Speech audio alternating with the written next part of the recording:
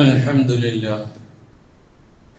لله نحمده ونستعينه ونؤمن به ونتوكل عليه ونعوذ بالله من شرور أنفسنا ومن سيئات أعمالنا من يهده الله فلا مضل له ومن يضلل فلا هادي له وأشهد أن لا إله إلا الله وحده لا شريك له وأشهد أن محمدا عبده ورسوله أرسله بالهدى ودين الحق ليظهره على الدين كله ولو كره المشركون اللهم صل على محمد وعلى آل محمد كما صليت على إبراهيم وعلى آل إبراهيم وبارك على محمد وعلى آل محمد كما باركت على إبراهيم وعلى آل إبراهيم إنك حميد مجيد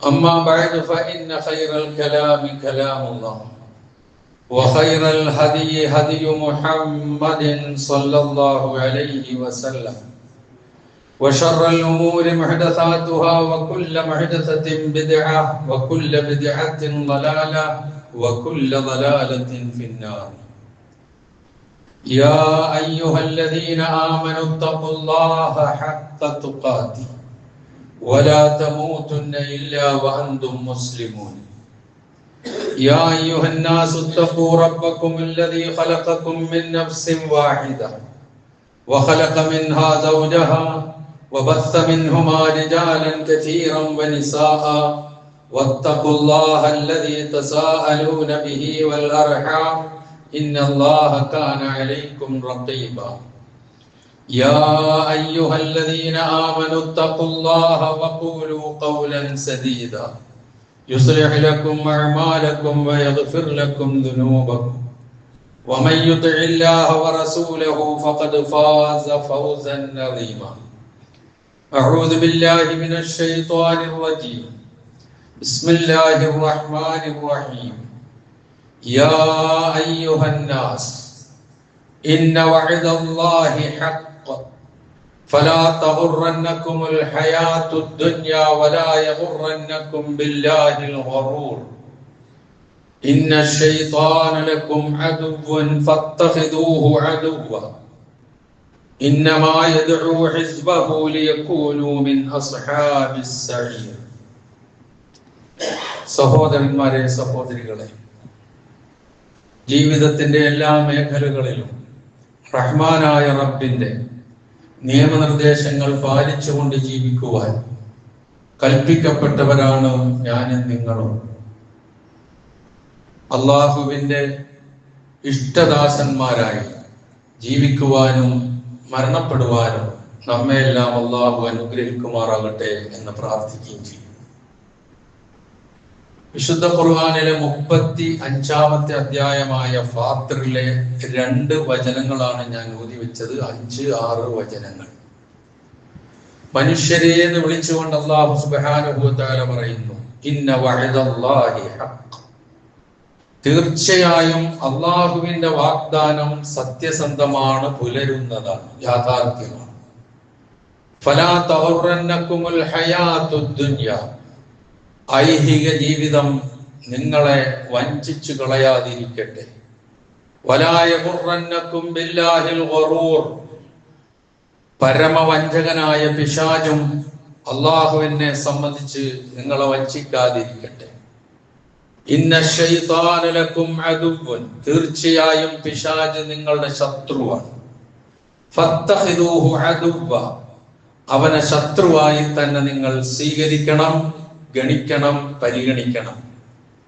ഇന്നമാ യദ്ഉ ഹിസ്ബഹു, പിശാച് അവന്റെ പക്ഷക്കാരെ ക്ഷണിക്കുന്നത് ലിയകൂനു മിൻ അസ്ഹാബിസ് സഈർ, നരകാവകാശികളുടെ കൂട്ടത്തിൽ പെടാനാകുന്നു എന്നാണ് ഈ വചനങ്ങളുടെ സാരം.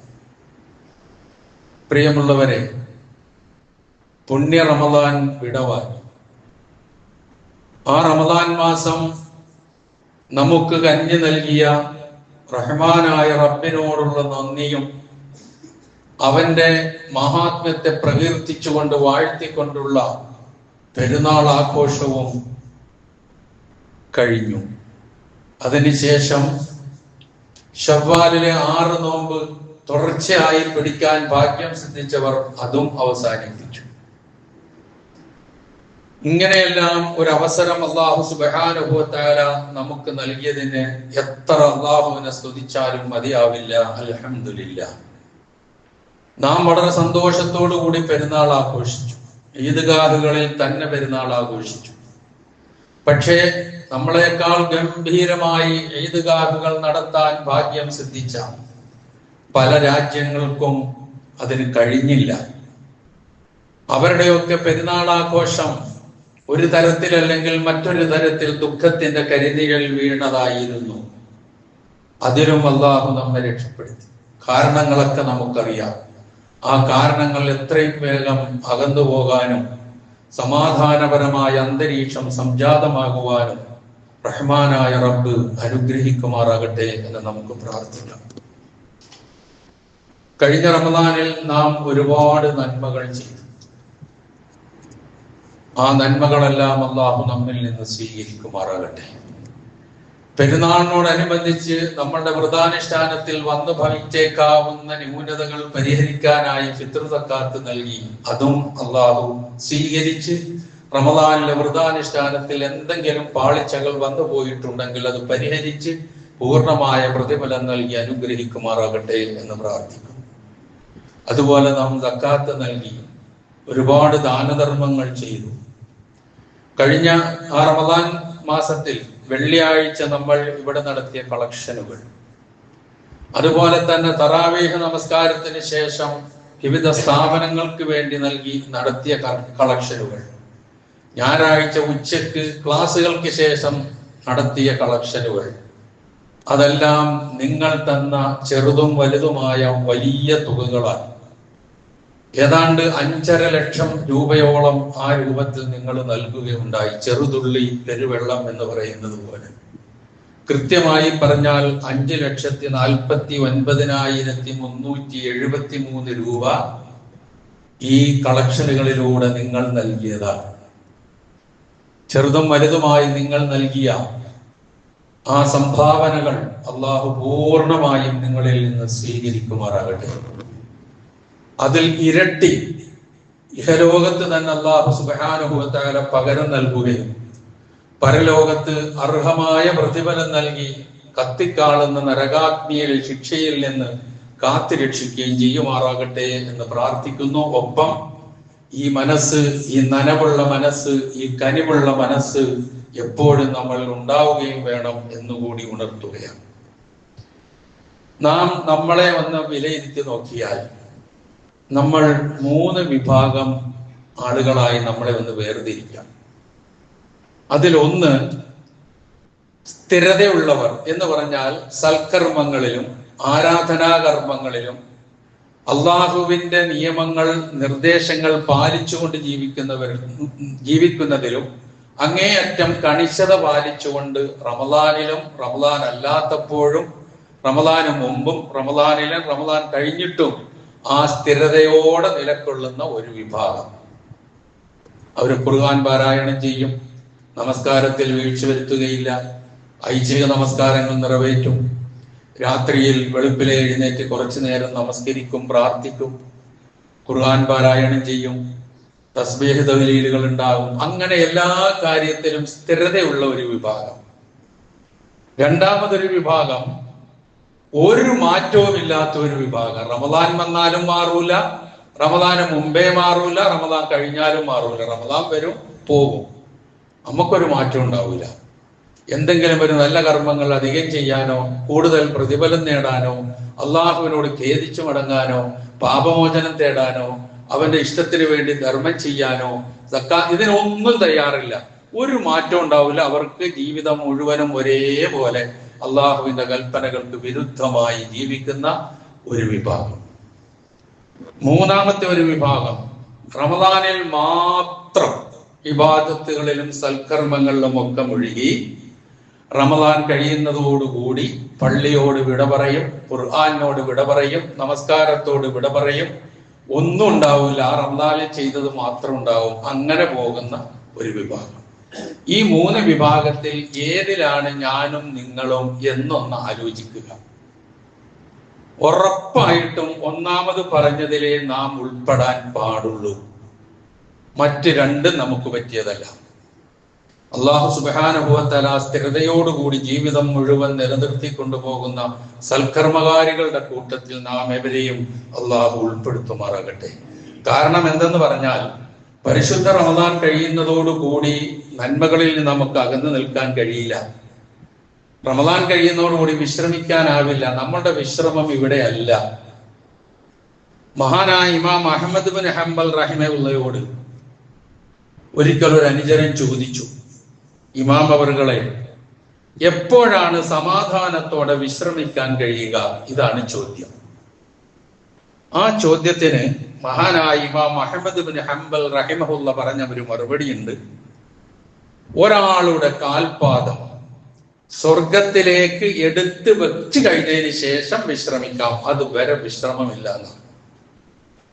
വിശുദ്ധ ഖുർആൻ ഇതിനെ കുറിച്ച് നമ്മളോട് പറഞ്ഞ ഒരു വചനമുണ്ട്. സൂറത്തുൻ നഹ്ലിലെ അവസാന ഭാഗം, വഅബ്ദുദ് റബ്ബക ഹത്താ യഅതിയകൽ യഖീൻ.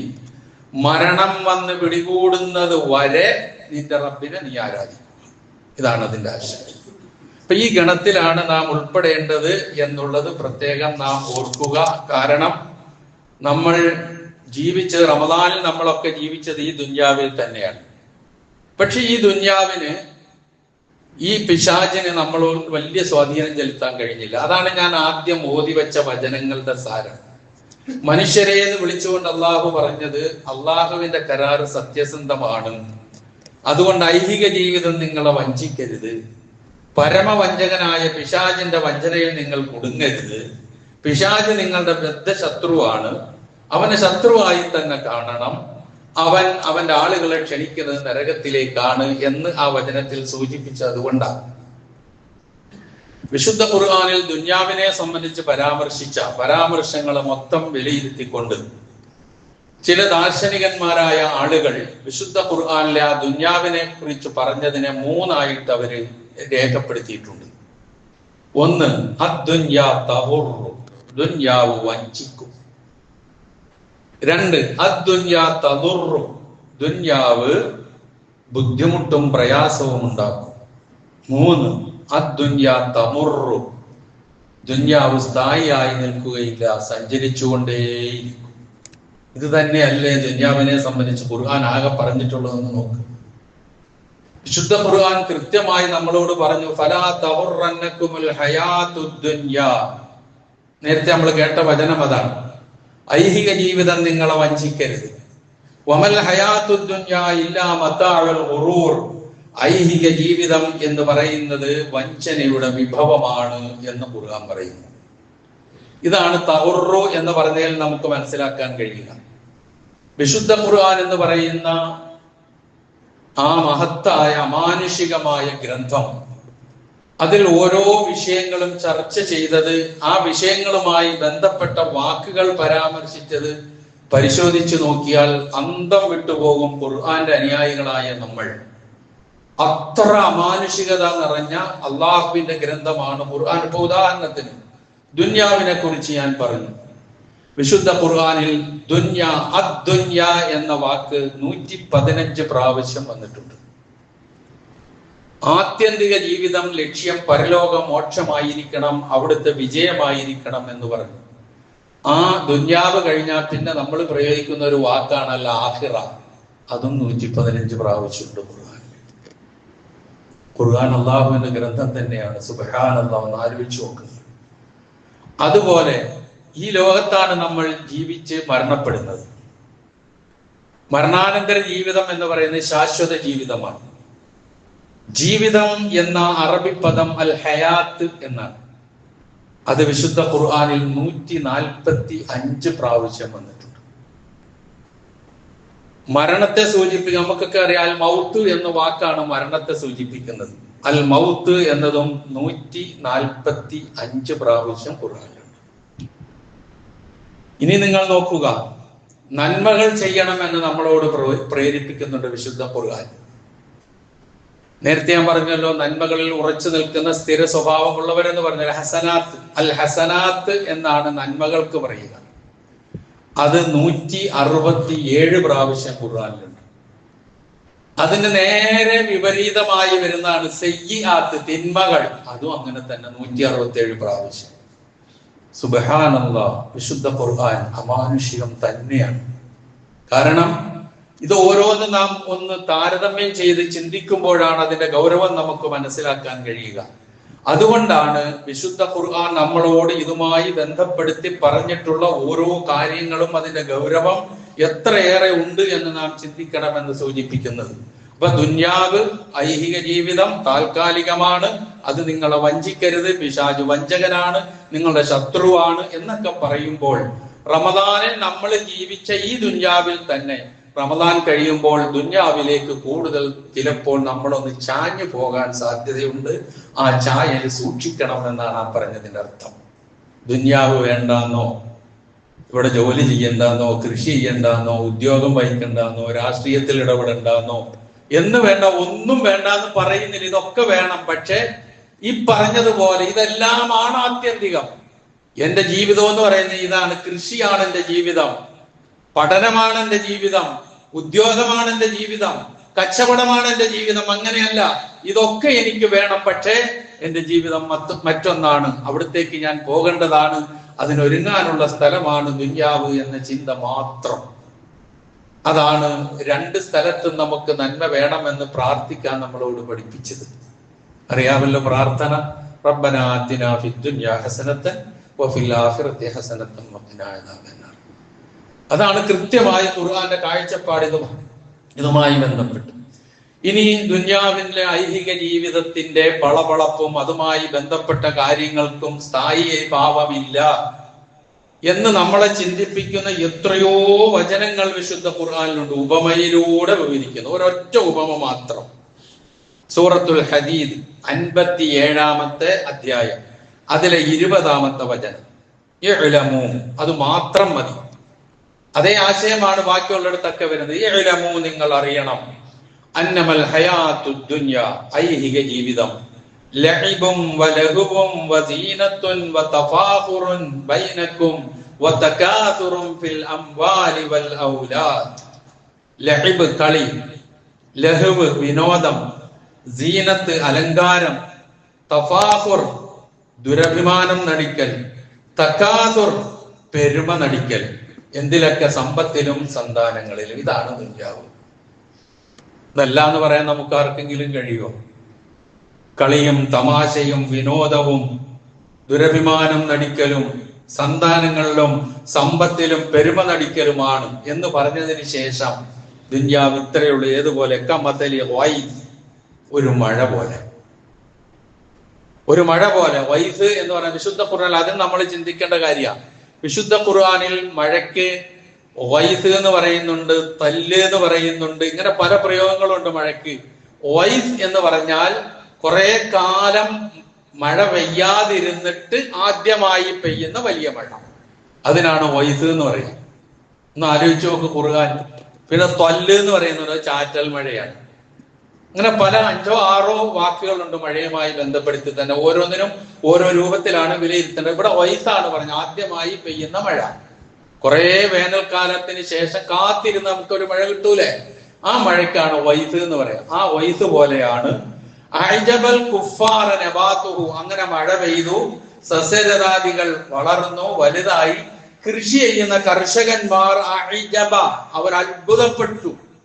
ആ കൃഷിയൊക്കെ ഇങ്ങനെ വളർന്നു വലുതായി പച്ചപ്പ് കണ്ട് അവർ അങ്ങേയറ്റം സന്തോഷിച്ചു. ഇവിടെ ഒരു കാര്യം കൂടി ഞാൻ പറയാം.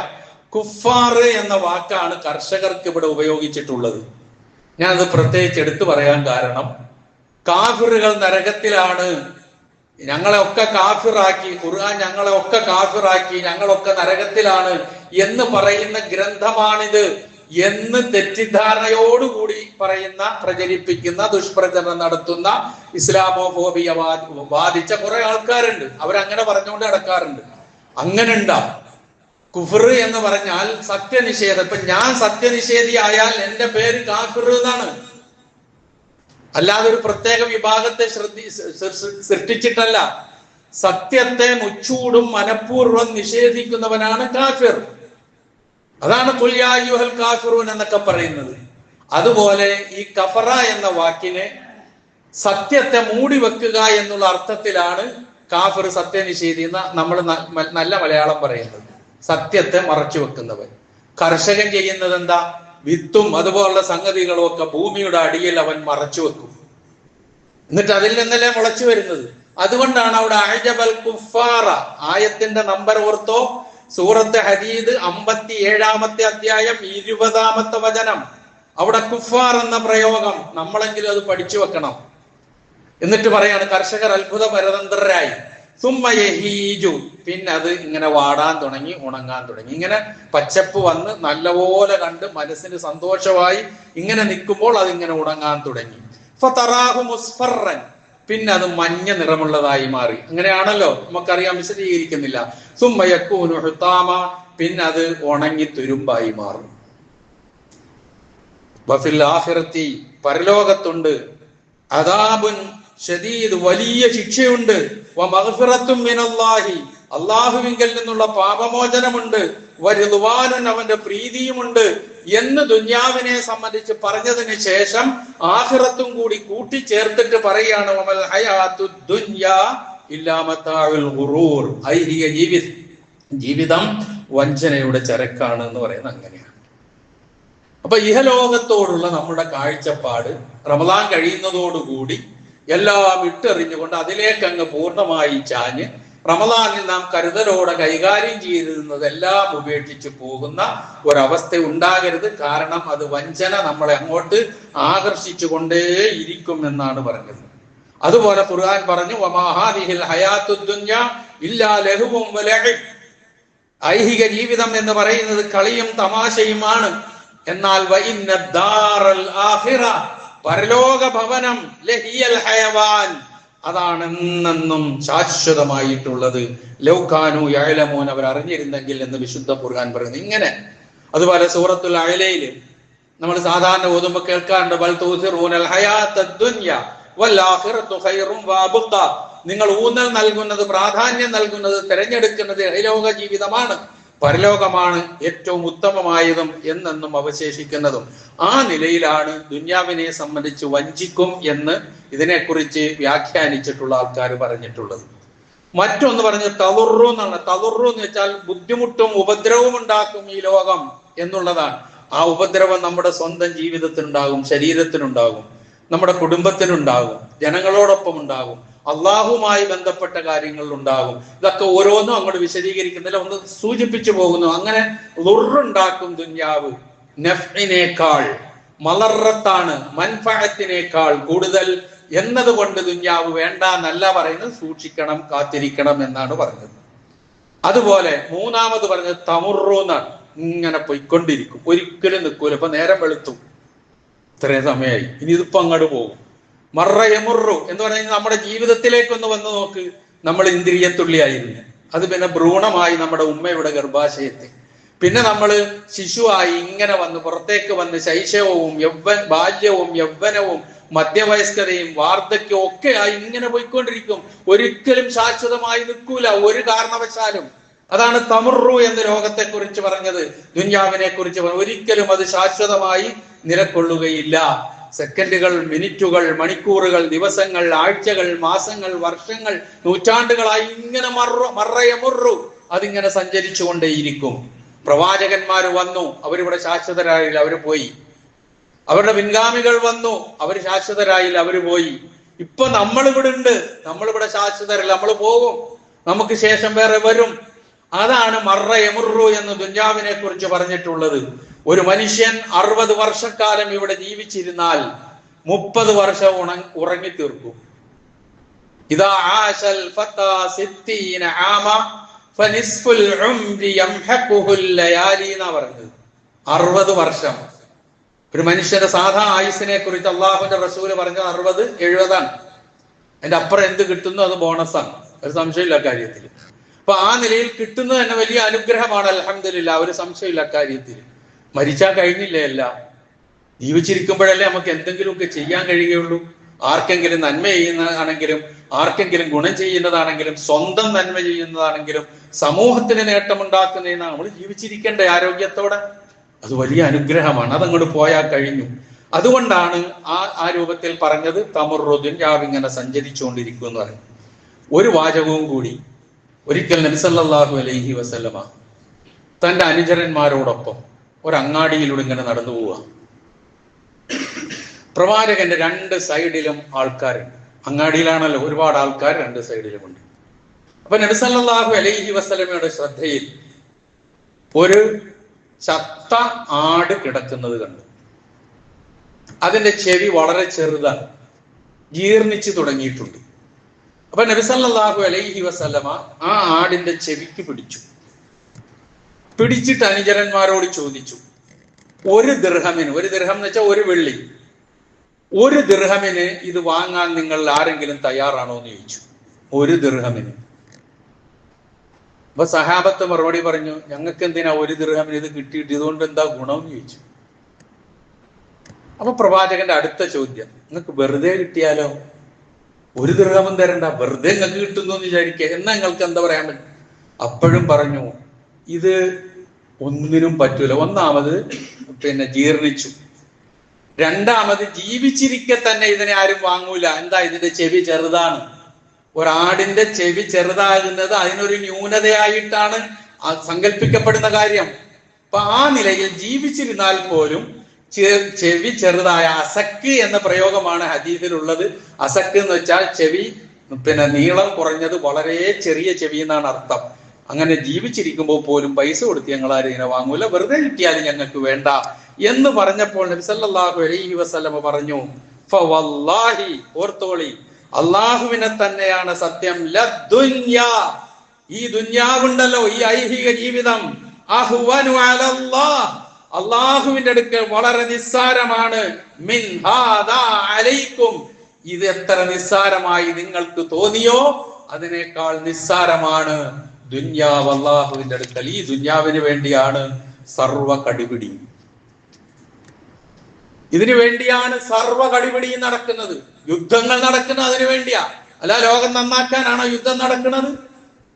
അല്ലെങ്കിൽ മറ്റേതെങ്കിലും കാര്യങ്ങൾ നടക്കുന്നത് അല്ലല്ലോ. അപ്പം ഈ ദുന്യാവിന് വേണ്ടിയാണ് ഇതും. അതുകൊണ്ടാണ് അങ്ങോട്ട് വല്ലാതെ ചായണ്ട എന്ന് വിശുദ്ധ ഖുർആൻ പഠിപ്പിച്ചത്. ദുന്യാവ് ആവശ്യമാണ്, ദുന്യാവ് വേണ്ട എന്നല്ല. അതിൽ നിന്നുകൊണ്ട് പരലോകത്തെ നേട്ടങ്ങൾക്ക് വേണ്ടി നേട്ടങ്ങൾ കൊയ്തെടുക്കാനുള്ള ശ്രമമാണ് നടക്കേണ്ടത്. അവിടെയാണ് നബി സല്ലല്ലാഹു അലൈഹി വസല്ലം പറഞ്ഞ ഒരു വചനം, അദ്ദുന്യാ മസ്റഅത്തുൽ ആഖിറ, ഈ ഐഹിക ജീവിതം എന്ന് പറയുന്നത് പരലോകത്തേക്കുള്ള കൃഷിയിടമാണ്. ഇവിടെ നാം കൃഷി ഇറക്കുന്നു. ആ കൃഷി നോമ്പുണ്ട്, നമസ്കാരമുണ്ട്, തക്കാത്തുണ്ട്, ദാനധർമ്മങ്ങളുണ്ട്, ഐച്ഛികമായ കാര്യങ്ങളുണ്ട്, സത്യം പറയലുണ്ട്, സദാചാര ബോധമുണ്ട്, എല്ലാ കാര്യങ്ങളിലും എളിമത്തോടുകൂടി ജീവിക്കലുണ്ട്, ആരിൽ നിന്നും ഒന്നും മോശമായ നിലയിൽ നേടിയെടുക്കാതിരിക്കാൻ ഇതെല്ലാം പെടുന്നുണ്ട്. അതാണ് നമ്മുടെ കൃഷി. ആ കൃഷി നമ്മൾ ചെയ്താൽ പരലോകത്ത് നല്ല വിള നമുക്ക് കൊയ്തെടുക്കാം. റമദാൻ കഴിഞ്ഞു, ഇനി ഒന്നും വേണ്ട എന്നൊരു തീരുമാനത്തിലേക്ക് പോകുന്ന ഒരു വിഭാഗമാകരുത് എന്ന് ഞാൻ ആദ്യം സൂചിപ്പിച്ചു. അവസാനം നമുക്ക് എന്തുണ്ടായാലും പ്രിയമുള്ളവരെ, കൊണ്ടുപോകാൻ 3 കഷ്ണം തുണിയല്ലാതെ നമ്മുടെ മക്കൾ പോലും നമുക്കൊന്നും തരില്ല. അതും എപ്പോഴും നമ്മൾ ഓർക്കേണ്ട കാര്യമാണ്. നമ്മൾ ഈ വെട്ടിപ്പിടിക്കുന്നതും, നമ്മൾ ഈ പ്രശ്നമുണ്ടാക്കുന്നതും, നമ്മൾ ഈ കേസ് പറയുന്നതും, നമ്മൾ ഈ ബോൾത്ത കൂടുന്നതും, സംഘർഷവും സംഘട്ടനവും എന്ന് വേണ്ട സർവ്വതും നമ്മിൽ നിന്നുണ്ടാകുന്നത്, പിണങ്ങി ഇണങ്ങി ഒക്കെ ജീവിച്ചു പോകുന്നതും ഒക്കെ എന്തിനു വേണ്ടിയിട്ടാ? നമ്മളുടെ സൗഖ്യത്തിനും സൗകര്യത്തിനും വേണ്ടിയാ. ആ സൗഖ്യവും സൗകര്യവും പൂർണ്ണമായും കെട്ടടങ്ങും. നമ്മൾ കിടന്ന ബെഡ് പോലും നമ്മുടെ മക്കൾ തരില്ല നമ്മളുടെ മയ്യത്ത് കിടത്താൻ. ബെഡ് എടുത്തു മാറ്റും. എന്നിട്ട് വല്ല പഴയ കട്ടിലോ പഴയ പല കഷ്ണമോ ഉണ്ടെങ്കിൽ അതായിരിക്കും നമ്മളെ കിടത്താൻ പോലും ഉപയോഗിക്കുക. ഏതെങ്കിലും ഒരു മയ്യത്തിനെ ബെഡിൽ കിടത്തി നിങ്ങൾ കണ്ടിട്ടുണ്ടോ? നിങ്ങൾ കിടത്താറുണ്ടോ? ഇല്ല, കിടത്തൂല. അതിന് പോലും അർഹതയില്ല. ആ ബെഡ് ഞാൻ വാങ്ങിയതാണ്, അധ്വാനിച്ചു വാങ്ങിയതാണ്. പക്ഷേ ഞാൻ മരിക്കുന്നതോടുകൂടി ആ ബെഡിൽ നിന്ന് പോലും എന്നെ അകറ്റി നിർത്തും. മണിക്കൂറുകൾ കൊണ്ട് എന്നെ കൊണ്ടുപോകും. ആ കൊണ്ടുപോകൽ ഒരുപാട് വെട്ടിപ്പിടിച്ച പലതുമുണ്ട്, പക്ഷെ ഒന്നുമില്ല, കോറത്തുണി മാത്രം. ഈ ബോധമുണ്ടെങ്കിൽ നമ്മൾ സ്ഥിരമായി നന്മയിൽ മുന്നോട്ട് പോകും. അതാണ് നബി സല്ലല്ലാഹു അലൈഹി വസല്ലമയോട് ഒരു സഹാബി ചോദിച്ചു, ഞാൻ എങ്ങനെയാണ് ഏറ്റവും എനിക്ക് ഉൾക്കൊണ്ടുപോകാൻ പറ്റിയ ഒരു കാര്യം പറഞ്ഞു തരണം എന്ന് പറഞ്ഞപ്പോൾ പ്രവാചകൻ പറഞ്ഞു, ഖുൽ ആമൻതു ബില്ലാഹ് സുമ്മ ഇസ്തഖിം, ഞാൻ അല്ലാഹുവിൽ വിശ്വസിച്ചിരിക്കുന്നു എന്ന് പ്രഖ്യാപിക്കുക, എന്നിട്ട് സ്ഥിരതയോടെ നിലകൊള്ളുക. അല്ലാഹു സുബ്ഹാനഹു വ തആല നന്മയുടെ മാർഗത്തിൽ സ്ഥിരതയോടെ നിലകൊള്ളുന്ന അവന്റെ ഇഷ്ടദാസന്മാരുടെ കൂട്ടത്തിൽ എന്നെയും നിങ്ങളെയും അല്ലാഹു ഉൾപ്പെടുത്തുമാറാകട്ടെ.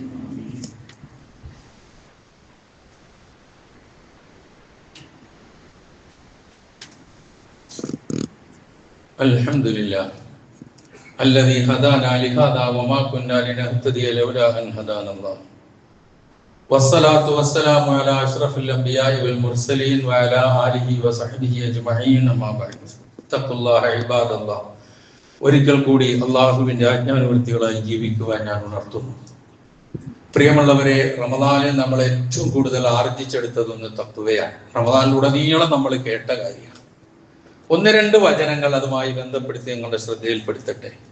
വലദ്ദാറുൽ ആഖിറ, പരലോക ഭവനം. ആർക്കാ? ലില്ലദീന യത്തഖൂൻ, സൂക്ഷ്മതയോടുകൂടി ജീവിച്ചവർക്ക് മാത്രമാണ്.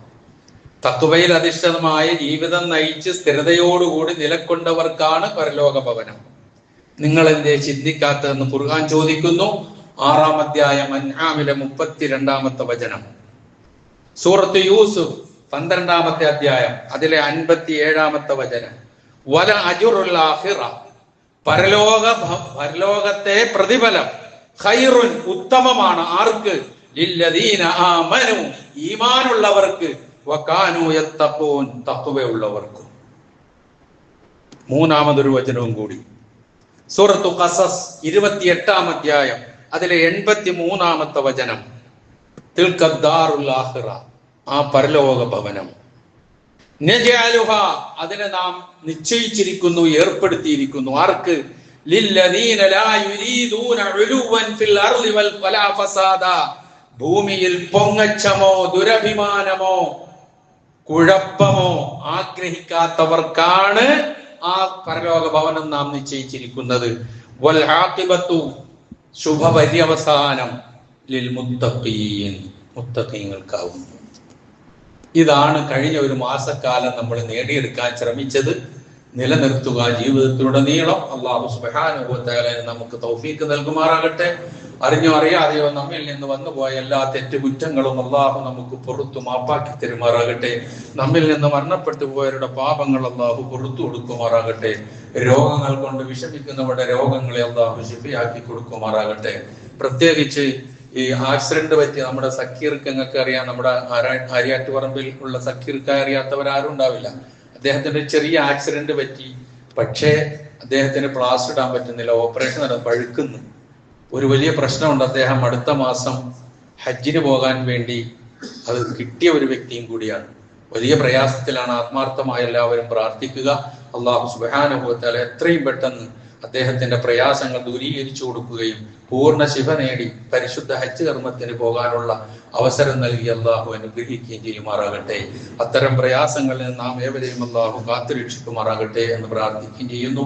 അതുപോലെ വെന്റിലേറ്ററിൽ കഴിയുന്ന, ICUവിൽ കഴിയുന്ന, ഓപ്പറേഷൻ കഴിഞ്ഞ് വീടുകളിൽ കഴിയുന്ന പലർക്കും വേണ്ടി പ്രാർത്ഥിക്കാൻ ആവശ്യപ്പെട്ടിട്ടുണ്ട്. അല്ലാഹു സുബ്ഹാനഹു വ തആല അവരുടെ എല്ലാ പ്രയാസങ്ങളെയും അകറ്റി കൊടുക്കുമാറാകട്ടെ. ബുദ്ധിമുട്ടുകളെ ദൂരീകരിച്ചു കൊടുക്കുമാറാകട്ടെ. എല്ലാവിധത്തിലുള്ള അനുഗ്രഹങ്ങളും അല്ലാഹു നമുക്ക് നമ്മുടെ ജീവിതത്തിൽ അല്ലാഹു ചൊരിഞ്ഞു തരുമാറാകട്ടെ. തീക്ഷ്ണമായ പരീക്ഷണങ്ങളിൽ നിന്ന് നാം ഏവരെയും അല്ലാഹു എന്നും എന്നും കാത്തുരക്ഷിക്കുമാറാകട്ടെ. സർവോപരി ഇസ്ലാമിനും മുസ്ലിം ഉമ്മത്തിനും അല്ലാഹു ഇസ്സത്തിനെ പ്രദാനം ചെയ്യുമാറാകട്ടെ. അല്ലാഹുമ്മ ഗ്ഫിർ ലിൽ മുഅ്മിനീന വൽ മുഅ്മിനാത്ത് വൽ മുസ്ലിമീന വൽ മുസ്ലിമാത്ത് അൽ അഹ്യാഇ മിൻഹും വൽ അംവാത്ത് إنك مجيب الدعوات ويا قاضي الحاجات. اللهم أعز الإسلام والمسلمين. اللهم أعز الإسلام والمسلمين. اللهم أعز الإسلام والمسلمين. اللهم أذل الشرك والمشركين. اللهم أجرنا من النار. اللهم أجرنا من النار. اللهم أجرنا من النار. ربنا اغفر لنا ولإخواننا الذين سبقونا بالإيمان ولا تجعل في قلوبنا غلا للذين آمنوا ربنا إنك رؤوف رحيم. റബ്ബനാ ആതിനാ ഫിദ്ദുനിയാ ഹസന വഫിൽ ആഖിറതി ഹസനതൻ വഖിനാ അദാബന്നാർ.